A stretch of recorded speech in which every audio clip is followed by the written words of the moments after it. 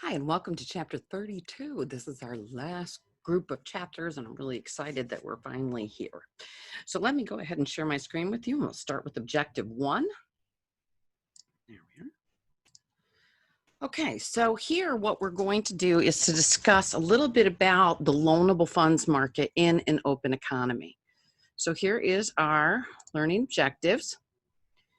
And so again, just some things to remember that when we talk about those things that determine trade, and what we're going to do is to look at the loanable funds market and how foreign currency, foreign markets impact our own domestic market. And we'll look at some other examples of that as well.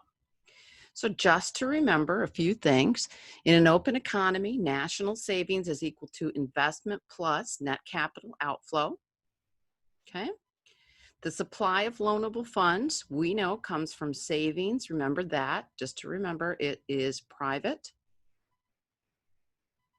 plus public. And if we want to break it down into the exact terms, it's GDP less taxes, less consumption, plus government spending. I'm sorry, taxes minus government spending. Let's see. Oop. Get my eraser here. Okay. Taxes minus government spending. Okay.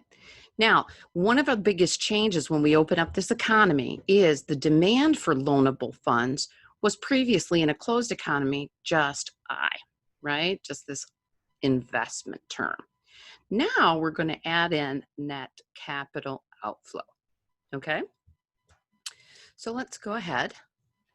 If net capital outflow is positive, again, that would mean that what? Net exports are positive. We would have a trade surplus.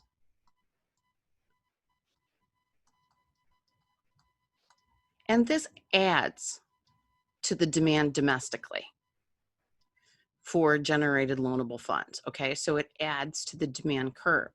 If we have a trade deficit, as we do here in the United States, so negative, and it would be a trade deficit.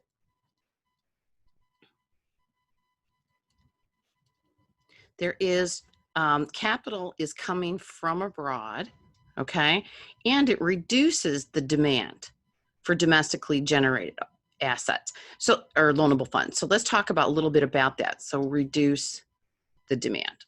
Okay, so remember the demand is investment that is happening in a country. So in this case, if we have a trade surplus, then we're going to have more demand for loanable funds because the dollars are staying home.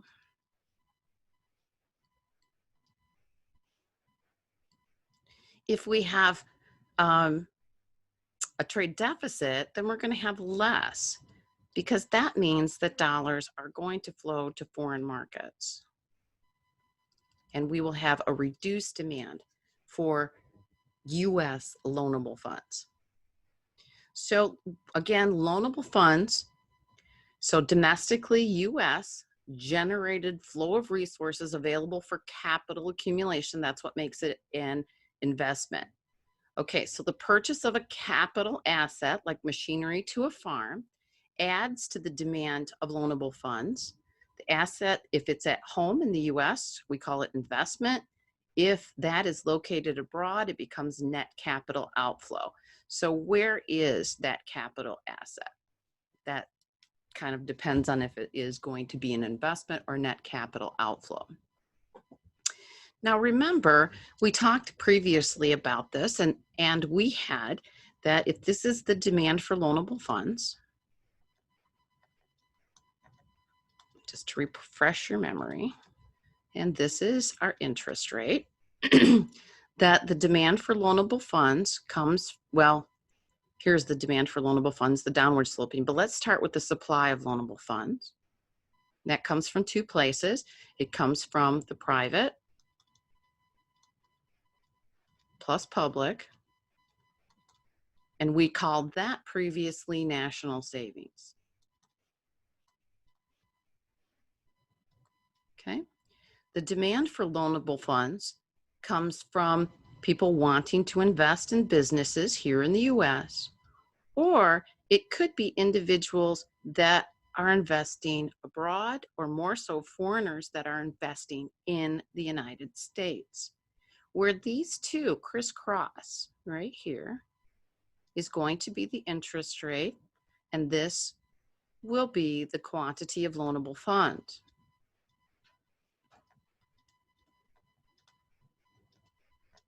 Now let's take a look at what happens. Okay, the higher the real interest rate, that would be this part over here, this real interest rate, encourages people to save, right? Because higher interest rate, okay, increases the quantity of loanable funds available, okay? So we can just take that first statement and illustrate it here on the graph. So if this were 5%, and then it goes up to 8%, people don't want to borrow as much, so we would call that one Q1. But people want to save more, so we would call that Q2. So people not wanting to borrow as much is the second portion of this. It discourages an investment. It decreases the quantity of loanable funds demanded, right? Because we're right here. That's what the second little bullet means. Discourages Americans from buying foreign assets. So it reduces net capital outflow. So again, why? Because money's going to go to wherever the interest rate is highest. If the interest rate is high in the US, then Americans are going to keep their money here at home in the US. Okay? Now, it encourages foreigners to buy US assets. Why? Because interest, again, people are going to want to buy where the interest rate is high enough, so bonds and so on. So we're going to have foreign money. I'll just go ahead and put a yen symbol coming into the US, okay? And that means it reduces US net capital outflow. So part of why we're back here, I'll call that point A, part of the reason we're back here is because net capital outflow is foreigners are buying US assets. So that's part of the reason. Okay, so remember the supply of loanable funds or national savings slopes upward. Why? Because the higher the interest rate, the more people want to save. The demand for loanable funds, which is here, which is equal to investment plus net capital outflow, is the downward sloping curve where these two crisscross. That will be the interest rate, and this will be the quantity of loanable funds. Okay.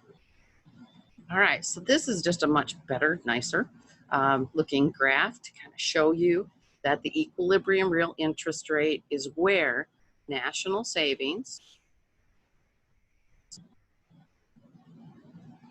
equals investment domestically plus net capital outflow. Okay, that's the end of this learning objective. Everything that we do in this chapter starts with that graph that you just saw. So make sure you understand that graph. Then we're going to move on into net capital outflow specifically, and then we're going to move into exchange rates. Lastly, we'll play with it a little bit to make sure you understand it. There's actually 3 panels of graphs. And as long as you understand that, you understand chapter 32. So I'll see you back at the next objective. Thanks.